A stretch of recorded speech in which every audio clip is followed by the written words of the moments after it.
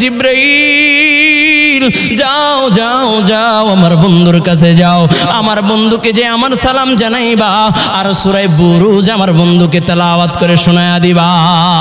সুবহানাল্লাহ।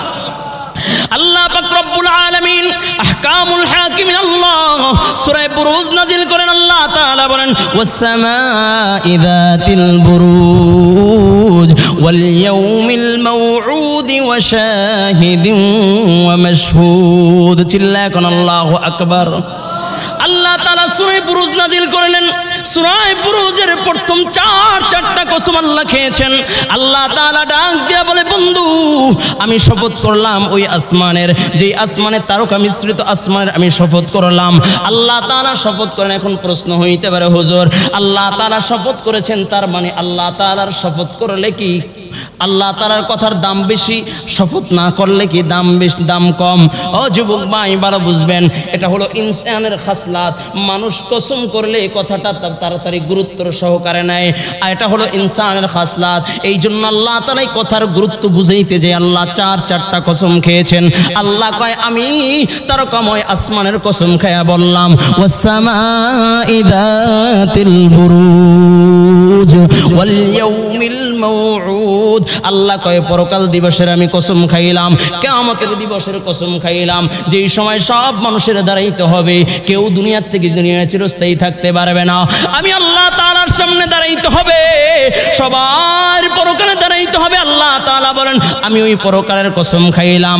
আল্লাহ তাআলা বলেন আমি পরকালের কসম খাইলাম ওয়া শাহিদিন ওয়া মাশহুদ। চিল্লায় কোন আল্লাহু আকবার। আগে দুই আয়াতে দুইটা কসম খেয়েছেন, এই আয়াতে আল্লাহ তাআলা আরো দুইটা কসম খেয়েছেন। প্রথম আল্লাহ বলেন ওয়াস সামাঈ যাতিল বুরুজ, দুই নাম্বার বলেন ওয়াল ইয়াউমিল মাউউদ, এরপরে আল্লাহ তাআলা বলেন শাহিদিন ওয়া মাশহুদ। আল্লাহ তাআলা এখানে দুইটা কসম খাইলেন ওয়া শাহিদ ওয়া মাশহুদ, বলে এখানে দুইটা কসম, বলে যেই দিনটা ঘুরে ঘুরে মানুষের সামনে আসে ওই দিনের কসম, যেই দিনটায় মানুষ একত্রিত হয় ওই দিনের কসম। ইয়ানি ঘুরে ঘুরে শুক্রবার মানুষের সামনে আসে। আল্লাহ কয় আমি শুক্রবার জুমার দিনের কসম খাইলাম, মানুষগুলো আরাফার ময়দানে একত্রিত হয়। আল্লাহ কয় আমি আরাফার দিনের কসম খাইলাম। চিল্লায় কোন আল্লাহু আকবার। আল্লাহ তাআলা চারটা কসম খায়। আল্লাহ তাআলা বলেন ওগো বন্ধু ওগো হাবিব আপনি জানা দেন, আপনি বলেন। আল্লাহ তাআলা বলেন কুতিলা আসহাবুল উখদুদ। আল্লাহ তাআলা বলে বন্ধু আপনি আপনার সাথীদেরকে জানা দেন গর্ত খননকারীদের ব্যাপারে, যাদের উপরে আমি আল্লাহ তাআলার অভিশাপ, আমি আল্লাহ তাআলার লাআনাত, আমি আল্লাহ তাআলার পক্ষ থেকে তাদের প্রতি অভিশাপ। গর্ত খননকারী এটা কারা সামনে বলবো ইনশাআল্লাহ তাআলা। আল্লাহ তাআলা বলেন আন্নারি যাতিল ওয়াকুদ, গর্তের ভিতরে যারা আগুন জ্বালিয়েছিল ওই সম্প্রদায়ের প্রতি আমি আল্লাহর অভিশাপ। সুবহানাল্লাহ কন্যা। এই সম্প্রদায় কারা আগুন জ্বালিয়েছিল, কারা গর্ত খনন করেছিল, এই বিষয়ে সামনে আসতেছে ইনশাআল্লাহ তাআলা।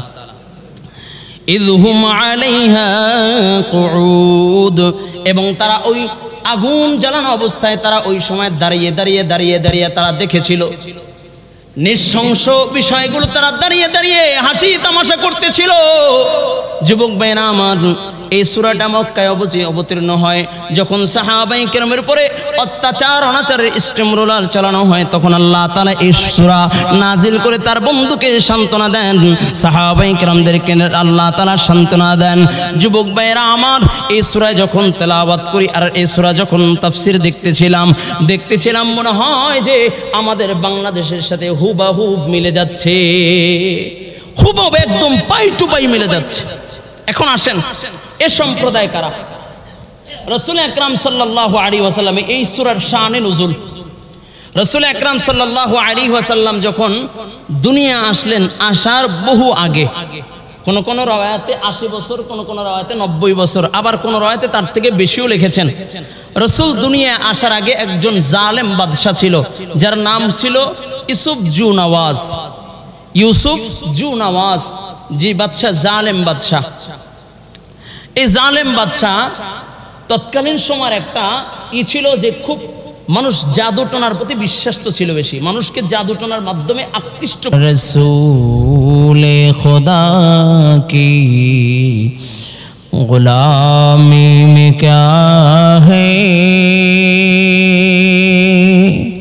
जरा तुम गुलामी में आकर तो देखो। रसूल खुदा की गुलामी में क्या है, जरा तुम गुलामी में आकर तो देखो। ला इलाहा ला इलाहा इल्लल्लाह, ला इलाहा इल्लल्लाह, ला इलाहा इल्लल्लाह, ला इलाहा इल्लल्लाह। সকলে পড়ি লা ইলাহা ইল্লাল্লাহ, লা ইলাহা ইল্লাল্লাহ, লা ইলাহা ইল্লাল্লাহ, লা ইলাহা ইল্লাল্লাহ, লা ইলাহা ইল্লাল্লাহ মুহাম্মাদুর রাসূলুল্লাহ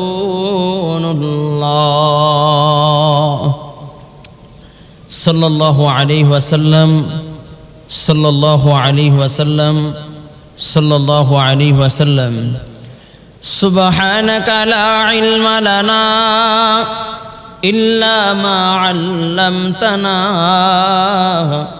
ইন্নাকা আনতাল আলিমুল হাকীম। قال رب اشرح لي صدري ويسر لي أمري واحلل عقدة من لساني يفقه قولي। الحمد لله। মহান রব্বুল ইজ্জত ও জালালের দরবারে লাখো কোটি শুকর ও সুজুদ। আল্লাহ পাক রব্বুল আলামিন আপনাকে আমাকে মোহাব্বত করে ভালোবেসে পছন্দ করে জান্নাতের টুকরা বাগানে, দুনিয়ার ভিতরে সর্বশ্রেষ্ঠ জায়গা, শান্তির জায়গা, রহমতের জায়গা, বরকতের জায়গা আল্লাহ তাআলার ঘর মসজিদে আল্লাহর আশিকিন, জাকিরিন, মুহিব্বিন, মুবাল্লিগিন বান্দাদের সাথে দূর দূরান্ত থেকে আসার ও বসার তৌফিক দান করেছেন। এই জন্য সকলেই কালিমাতুশ শুকুর দিল খুলে পড়ি আলহামদুলিল্লাহ। বর্তমান সময়টা খুবই গুরুত্বপূর্ণ একটি সময় আমরা অতিবাহিত করতেছি, যেই সময়টা এক শ্রেণীর মানুষ, বাংলাদেশের এক প্রান্তের মানুষ খুবই অসহায়ত্ব জীবন যাপন করতেছে। যাদের ঘর নাই, খাবারের কিছু নেই, বস্ত্র নাই, স্বজন হারিয়ে আত্মচিৎকারের আওয়াজ চতুর্দিক থেকে। বন্যায় এলাকার পর এলাকা তলিয়ে গিয়েছে, এমনকি নামাজ পড়বে, এই নামাজ পড়ার জায়গাটা মসজিদ পর্যন্ত পানিতে তলায় গিয়েছে। এমন একটি সময় আল্লাহ পাক রব্বুল আলামিন আপনাকে আমাকে তার গোলামি করার জন্য তার ঘরে নিয়ে এসেছেন। অথচ আমাদের অনেক ভাইরা এখনো বস্ত্রহীন, আহারহীন, বাসস্থল নাই, খুব কঠিন এক জীবন যাপন করতেছে। আল্লাহ তাআলা রহমত ও বরকত দিয়ে পরিপূর্ণ করে দেন, বলুন আমিন। আল্লাহ তাআলা আযাব থেকে আমাদের সকলকে পরিত্রাণ দান করুন। আল্লাহ আমাদের সকলকে এই মুসিবত থেকে হেফাজত করুন, বলুন আমিন। আমরা দেখেছি যাদেরকে আমরা বন্ধু ভেবেছি, যাদেরকে আমরা বন্ধু আখ্যা দিয়েছি, আমাদের পাশের রাষ্ট্র ভারত, যাদেরকে আমরা বন্ধু ভেবে ভেবে আমাদের সর্বোচ্চ উজাড় করে দিয়েছি, এমনকি আমাদের দেশে গ্যাসের সংকট, তাদের দেশে গ্যাসের লাইন করে দিয়েছি, আমাদের দেশে মাছের সংকট, অথচ তাদেরকে আমরা ইলিশ মাছ দিয়ে দিয়েছি। আমাদের দেশে চালের সংকট, চাল দিয়ে দিয়েছি। যা চেয়েছে তাই পেয়েছে। সেই বন্ধু বেশে দুশ্মন, বাংলাদেশের চিরন্তর দুশ্মন। বাংলাদেশের আমরা যতই বলি বন্ধু, বাংলাদেশের প্রকৃত পক্ষে যদি কোনো দুশ্মন থাকে, বাংলাদেশের প্রকৃত কোনো যদি দুশ্মন থাকে, বাংলাদেশের অরিজিনালি কোনো যদি দুশ্মন থাকে, সে হলো আমাদের পাশের রাষ্ট্র ইন্ডিয়া ছাড়া আর কোনো দুশ্মন বাংলাদেশের নাই। ঠিক কিনা জোরে বলেন? তারা বিনিময়ে বাংলাদেশের মানুষদেরকে পানিতে ডুবাইয়া, আহারহীন বস্ত্রহীন তারা মারতে চেয়েছিল। কিন্তু তারা এটা জানে না বাংলাদেশের মানুষের হৃদয়টা বড় উদার। এক অঞ্চলের মানুষ পানিতে, বন্যায় ডুবে গিয়েছে, তাতে কি হয়েছে? আমি সচ্ছল আছি, আমার দিয়ে আমার ভাইকে আমি উদ্ধার করব। এই জন্য দেখছেন ছোট ছোট বাচ্চারাও পর্যন্ত, ছোট ছোট বাচ্চারা কয়, একটা ছোট বাচ্চা এসেছে, একটা ব্যাংক চিনেন না, মাটির ব্যাংক, এই ব্যাংক নিয়ে এসেছে। কয় কি এর ভিতর টাকা? কয় কিসের জন্য? কয় ওমরা করার জন্য আমি জমিয়েছিলাম এই টাকা, হজ ওমরা করার জন্য। কয় আমি বন্যার্ত যারা, বন্যায় যারা আছে ক্ষতিগ্রস্ত, তাদের মাঝে আমি এই টাকা বিলীন করে দিলাম। বলুন সুবহানাল্লাহ। এটা হলো আমাদের দেশ। ছোট ছোট বাচ্চারা সে যে স্তরে আছে, সবাই সবার স্তর থেকে কিছু না কিছু সহযোগীরা হাত বাড়াইয়া আলহামদুলিল্লাহ বন্যায় যারা ক্ষতিগ্রস্ত তাদের পাশে দাঁড়িয়ে গিয়েছে। কারণ তারা তো আমাদের ভাই। ঠিক কিনা জোরে বলেন? এটাই হলো মুমিনদের চরিত্র, আর এটাই হলো মুমিনদের আখলাক। ঠিক কিনা জোরে বলেন? আজকে কিছু দুশ্মনের আলোচনা করব। সূরা মুমিনুন, এই সূরায়ে আমরা বুরুজ থেকে তেলাওয়াত করেছি।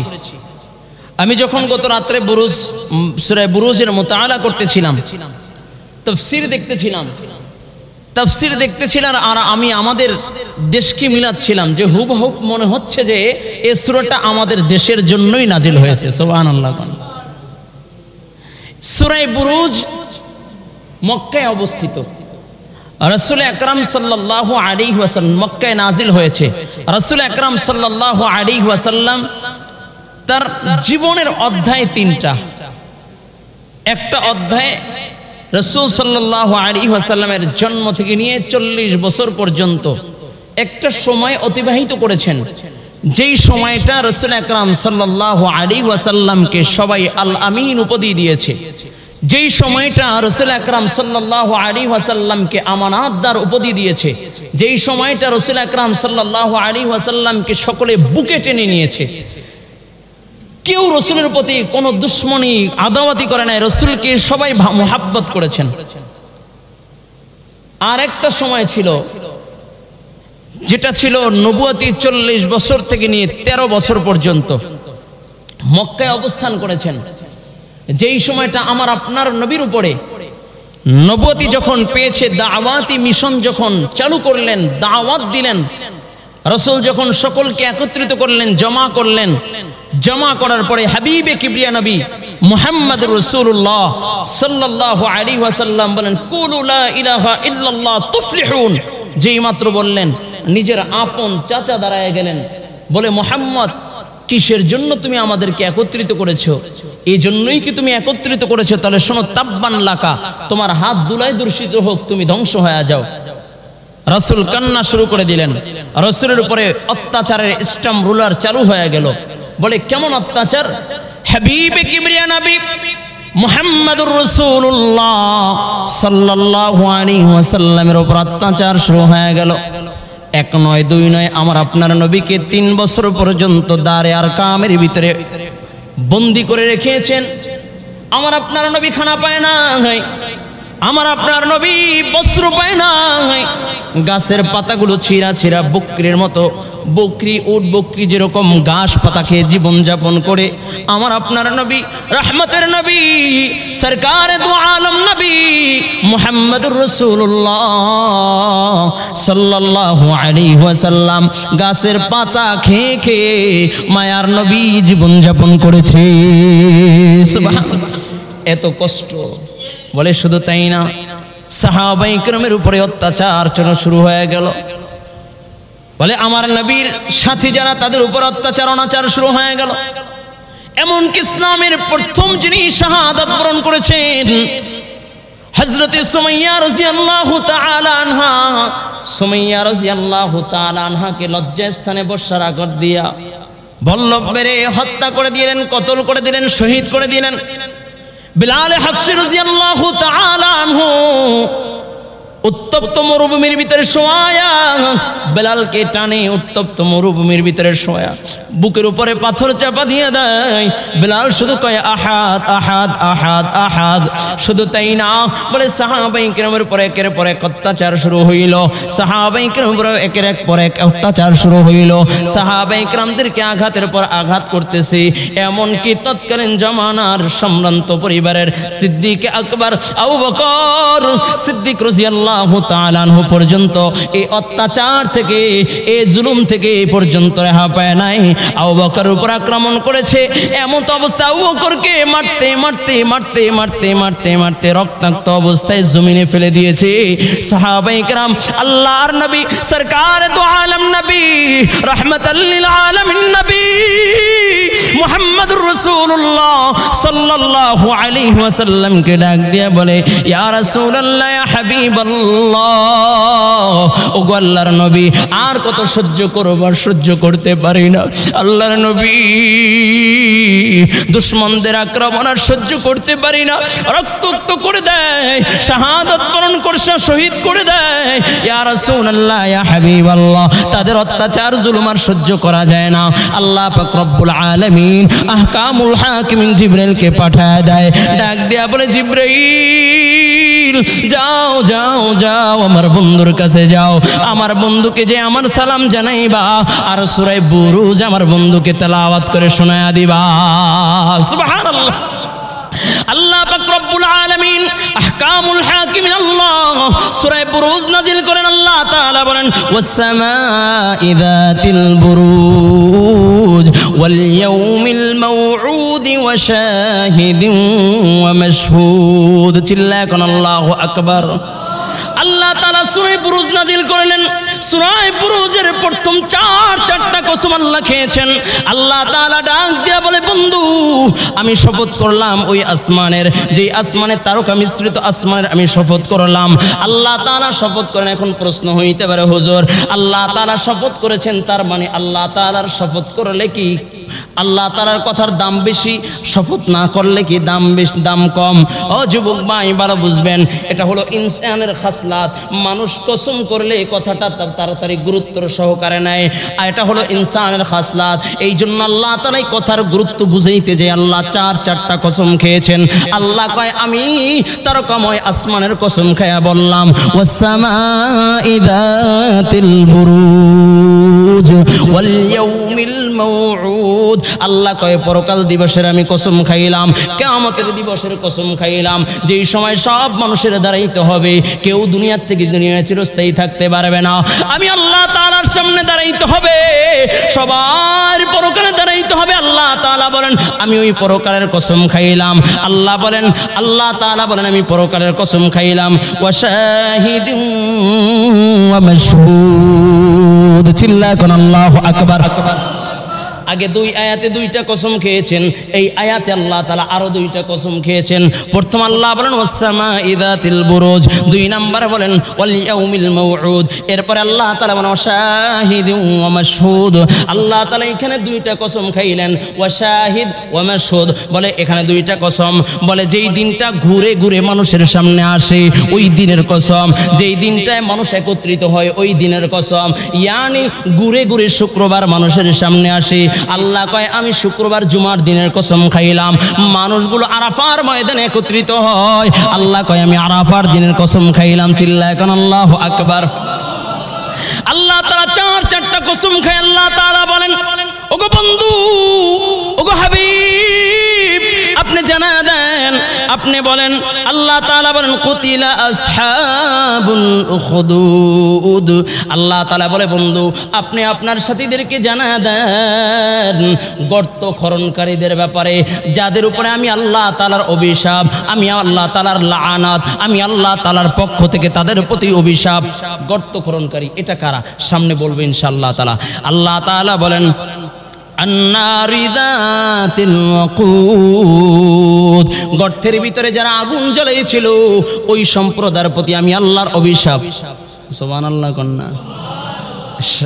এই সম্প্রদায় কারা আগুন জ্বালিয়েছিল, কারা গর্ত খনন করেছিল, এই বিষয়ে সামনে আসতেছে ইনশাআল্লাহ তাআলা।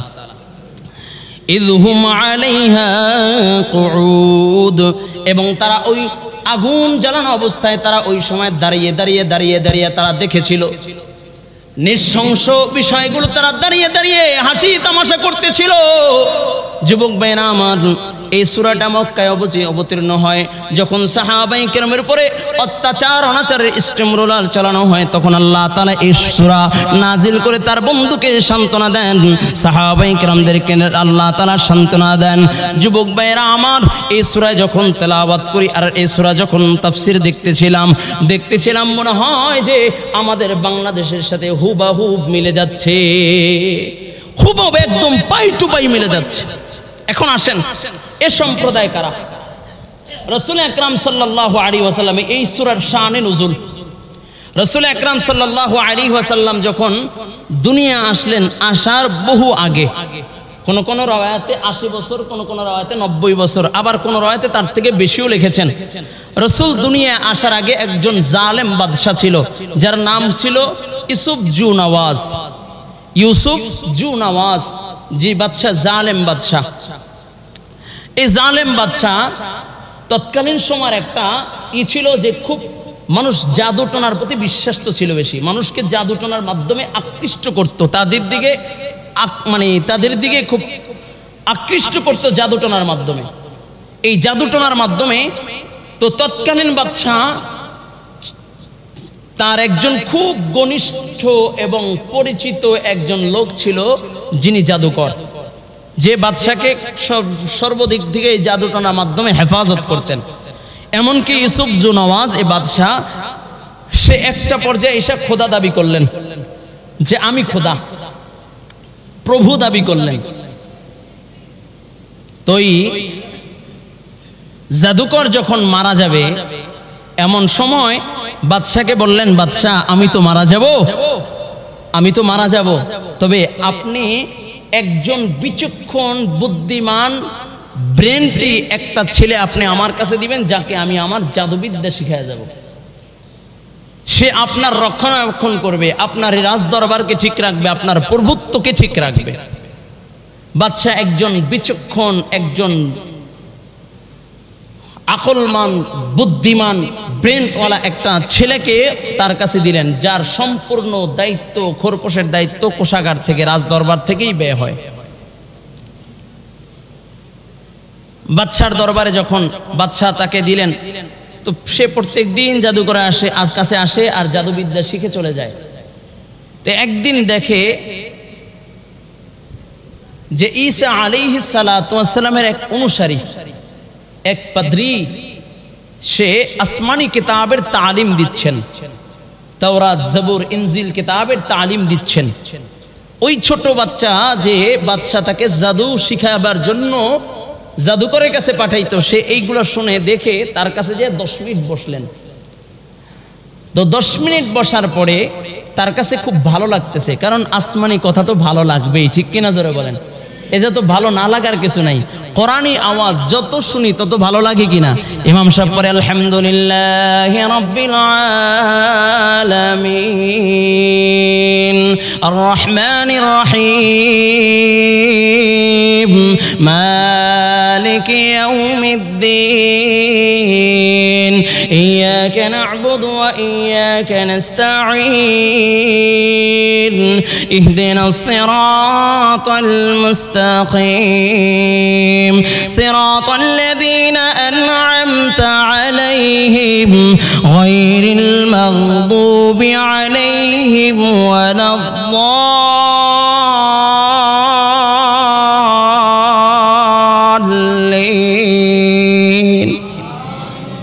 একজন মুসল্লিও দাঁড়ায় কইছে, হুজুর আজকে ফাতিহা বাদ দিয়ে পড়েন।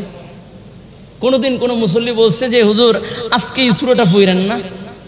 তার মানে যত শুনে তত মজা লাগে, ঠিক কিনা জোরে বলেন? কথা বলে না। যত শুনে তত মজা লাগে, কি ঠিক কিনা? এটা কার আওয়াজ? এই আল্লাহর নাম নিতেও কি ভয় লাগে নাকি? আরো জোরে করেন, কার আওয়াজ? আরো জোরে, মুমিনের আওয়াজে জোরে বলেন, কার আওয়াজ? এ কার কথা? আজকে কোরআনী শাসনকে মিটায় দেওয়ার জন্য চক্রান্ত করেছিল, কোরআনী আওয়াজকে বন্ধ করার জন্য চক্রান্ত করেছিল, কোরআনী আওয়াজকে বন্ধ করার জন্য আয়না ঘর তৈরি করেছিল। যারা কোরআনের কথা বলে, কোরআনের শাসন চায়, তাদেরকে পরে পরে আয়না ঘরে লুকিয়েছিল। আজকে তারা রক্ষা পায় নাই, দেশ ছাড়তে বাধ্য হয়েছে। ঠিক কিনা জোরে বলেন, নাকি ভুল বললাম? কিন্তু কোরআন আছে, থাকবে। ঠিক কিনা?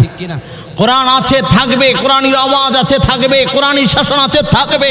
যারাই কোরআনের বিরুদ্ধে কথা বলবে, যারাই কোরআনের বিরুদ্ধে আওয়াজ তুলবে, যারাই কোরআনের শাসনকে মিটায় দিতে চাবে, তাদের অস্তিত্ব থাকবে না, অস্তিত্ব থাকবে না। ঠিক কিনা জোরে বলেন, নাকি ভুল বললাম?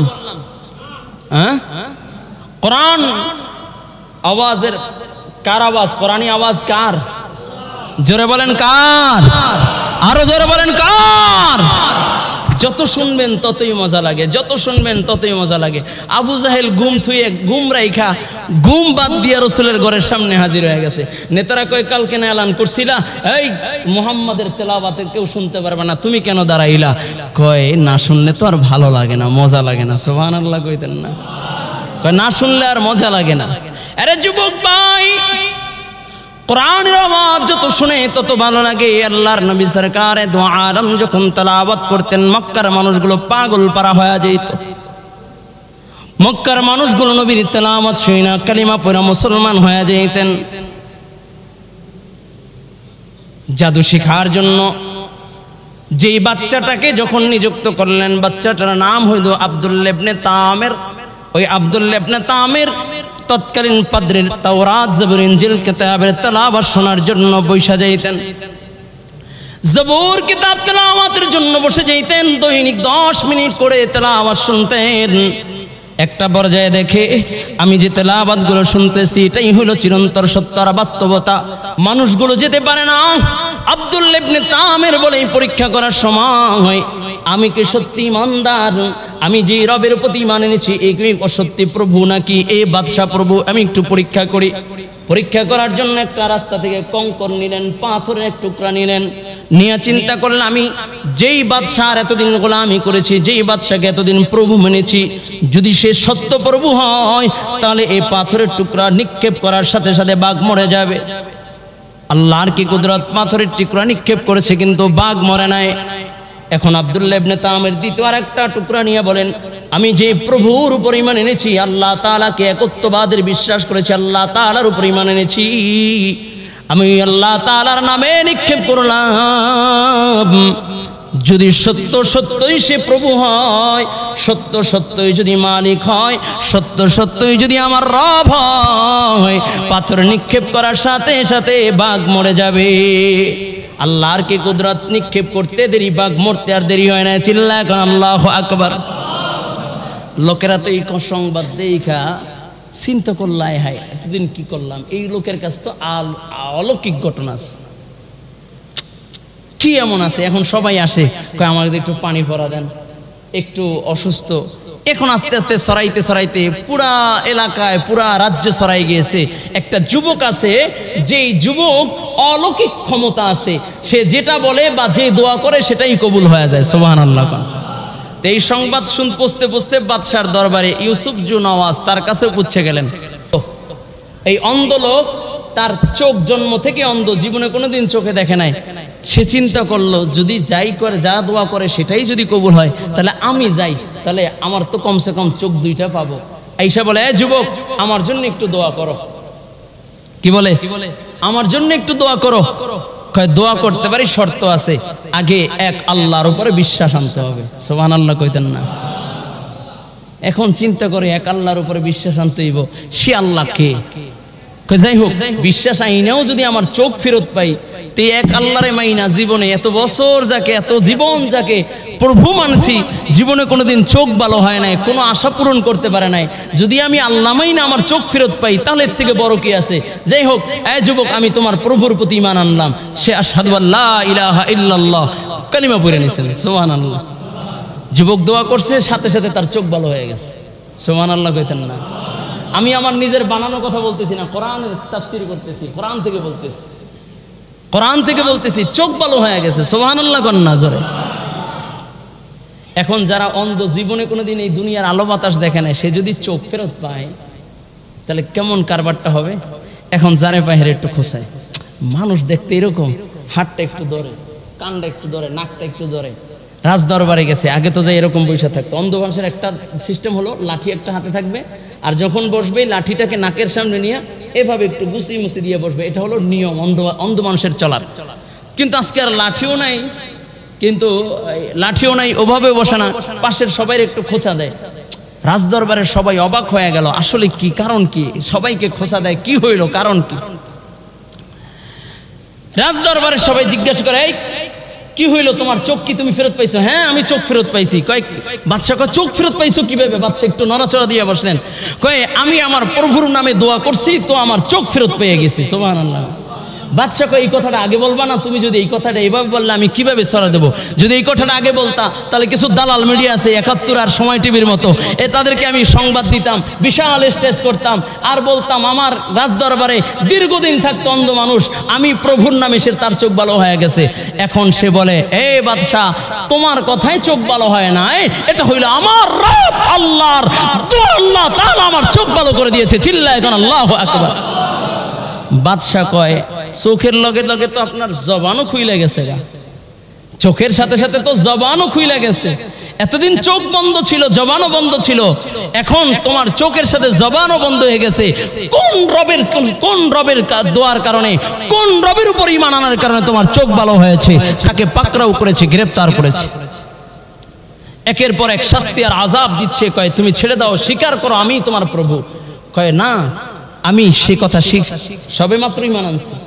ঈমান কি পাওয়ার? কয় না, আমি আপনাকে প্রভু মানতে পারি না, আমার রব হইল আল্লাহ। আমাদের রবকে, এই রবের নাম নিতে গেলেও মনে হয় গুনাহ হইব। জোরে কন না, আমাদের রবকে। মুমিনের আওয়াজে একটা আঙ্গুল, শাহাদাত আঙ্গুলটা উপরে উঠায়া দিয়ে বলেন আমাদের রবকে। চিল্লায় কোন আল্লাহু আকবার। আমাদের রবকে। দেখেন না, বর্তমানে এক স্বৈরাচার ছিল যে তুমি কি করো দেখার বিষয় না, জয় বাংলা স্লোগান দিলেই মামলা খালাস। যদি এটা না হয় তাহলে বিএনপি আর জামাত শিবির আবার হেফাজত বলে তারপরে করে চালান, আয়না ঘরে তোমাকে বন্দী করে রাখবো। ঠিক কিনা জোরে বলেন? সব জুলুমের একটা শেষ আছে, ঠিক কিনা জোরে বলেন?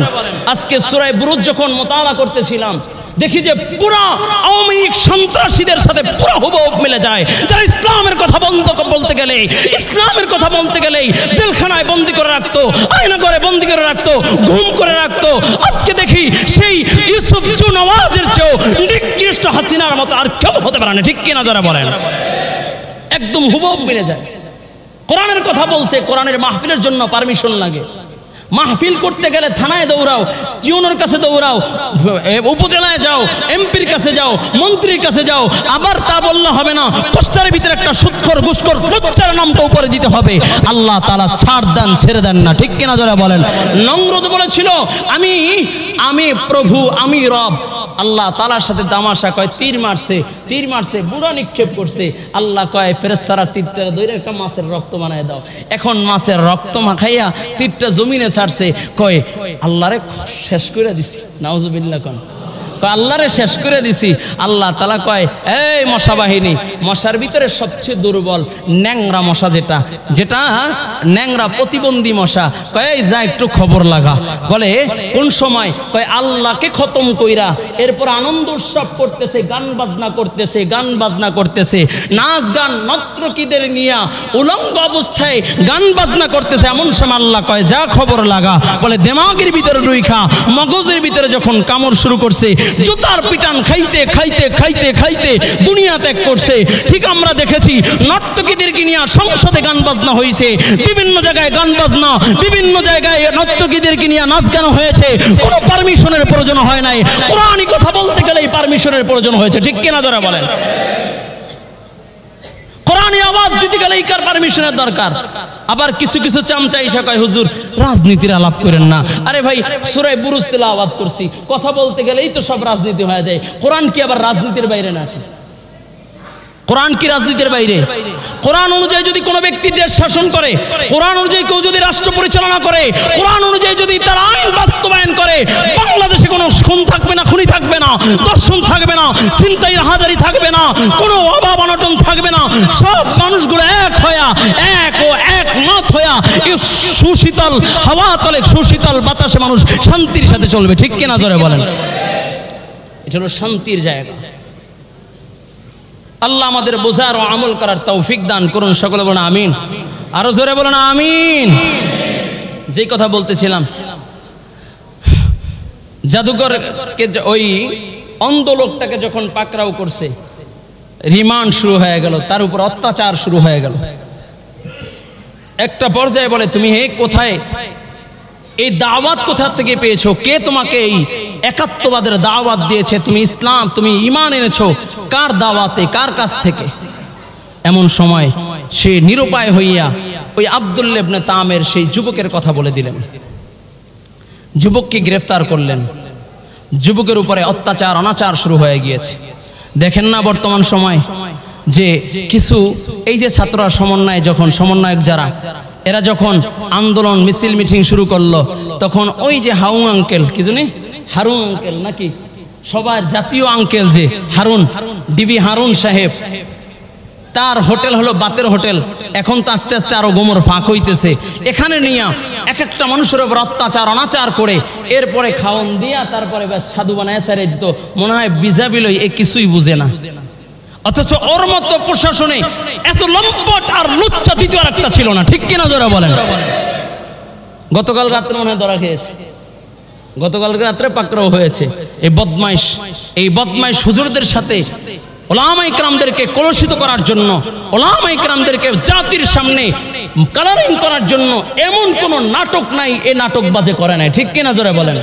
ওলামায়ে কেরামদেরকে তুলে নিয়ে এরপর ওলামায়ে কেরামদেরকে আয়না করে রেখে উলঙ্গ মেয়েদেরকে এখানে রাইখা তারপরে ছবি কইরা তারপরে এখানে ব্ল্যাকমেল করেছে, তাদের জবানকে বন্ধ করে দিয়েছেন। আল্লাহ তাআলা ছাড় দেন, জোরে কর না, আল্লাহ ছাড় দেন। ফেরাউনের চেয়ে তো বড় খোদার তো আর হয় নাই। ঠিক কিনা? ফেরাউনের চেয়ে বড় হয়েছে, কিন্তু সে ফেরাউনকেও লোহিত সাগরের ভিতরে চুবায়া চুবায়া মেরেছেন কে? আরো জোরে বলেন কে? আব্দুল্লাহ ইবনে তামিরকে যখন পাকড়াও করেছেন, গ্রেফতার করেছে, আব্দুল্লাহ ইবনে তামির উপরে অত্যাচারের স্টিম রোলার চালানো হলো। এক পর্যায়ে বলে, তুমি দাওয়াত কোথা থেকে পাইলা? কয়, আমি অমুক পাদ্রীর কাছ থেকে দ্বীনের দাওয়াত পেয়েছি, তাওহীদের দাওয়াত পেয়েছি। যখন পাদ্রীকে গ্রেফতার করলেন, তিনজন, এক হইল রাজদরবারে থাকতো অন্ধ, দুই হইল আব্দুল্লাহ ইবনে তামির, তিন হইল ওই পাদ্রী যার কাছ থেকে সে দ্বীনের দাওয়াত পেয়েছে। তিনজনকে গ্রেফতার করে যখন এক জায়গায় রাখলেন, তখন তাদের অত্যাচার অনাচার শুরু হয়ে গেল। তাদের উপরে অত্যাচারের স্টিম রোলার চলতেছে। একটা পর্যায়ে বাদশাহ ওই অন্ধ ব্যক্তির মাথার উপরে করাত ধরেছেন। করাত, গাছ ফাড়ে, আগে দেখেন নাই গাছ ফাড়তো, যে করাত দুই পাশ দিয়ে দুইজন টানলে গাছ ফাড়তো। এখন তো সমিল হয়ে গেছে। ওই সময় হাত দিয়া করাত, বড় করাত দিয়া মাথার উপর ধরছে, আর ডাক দিয়া কয়, এ ব্যক্তি, তুমি ঈমান এনেছো, এখন পর্যন্ত সময় আছে, ঈমান ছাইরা দাও, তাওহীদ ছাইরা দাও। যদি তাওহীদ না ছাড়ো তাহলে করাত দিয়ে তোমাকে দু টুকরা করে দিব। বাদশাকে ডাক দিয়ে বলে, বাদশাহ, দু টুকরা হইতে পারি, আমি দুনিয়ার থেকে বিদায় নিতে পারি, কিন্তু সামান্য কয়েক ঘন্টা আগে আমি যে ঈমান এনেছি, আমি যে কালিমা পড়েছি, আমি যে রবের উপর একাত্মবাদের বিশ্বাস এনে করেছি, এই আল্লাহ তাআলাকে ভোলা যায় না, ঈমানকে অস্বীকার করা যায় না, আমি ঈমান ছাড়তে পারি না। বাদশাহ ওই দুইজনের সামনে তাকে করাত দিয়া দুই টুকরা করে দিলেন। আব্দুল্লাহ ইবনে তামিরকে ডাক দিয়া বলে, এরা আব্দুল্লাহ ইবনে তামির, এখনো সময় আছে রে যুবক, তোমার পিছনে আমার রাজ দরবারে অনেক টাকা খরচ হয়েছে, তোমাকে আমার বড় প্রয়োজন, তোমাকে জাদুবিদ্যা শেখানো হয়েছে, আমার বড় প্রয়োজন, আমি চাই না তোমাকে কতল করতে। এখনো সময় আছে, তুমি কালিমা ছাইরা দাও, ঈমান ছাইরা দাও, আল্লাহ তাআলার একাত্মবাদের বিশ্বাস থেকে তুমি অস্বীকার কইরা আমাকে তুমি প্রভু মাইনা নাও। যদি না আমারও তাকায় দেখো, তোমার যে গুরু এই যে পাদ্রীকে আমি হত্যা করে দিব, কতল করে দিব। পাদ্রীর মাথার উপরে করাত ধরেছে। পাদ্রীকে ডাক দিয়া বলে, পাদ্রী তুমি যদি ঈমান ছেড়ে দাও তোমাকে ছেড়ে দিব, যা চাইবা তাই দিয়া দিব, অর্থ চাইলে অর্থ দিব, সম্পদ চাইলে সম্পদ দিব, নারী চাইলে নারী দিব। বলে তুমি যদি এমন কি যদি রাজ দরবারে যদি তুমি নেতা হইতে চাও নেতা বানায়া দিব, তারপর তুমি ঈমান ছেড়ে দাও, রাজ দরবারের যে পোস্টে তুমি থাকতে চাও সেই পোস্টে তোমাকে রাখবো।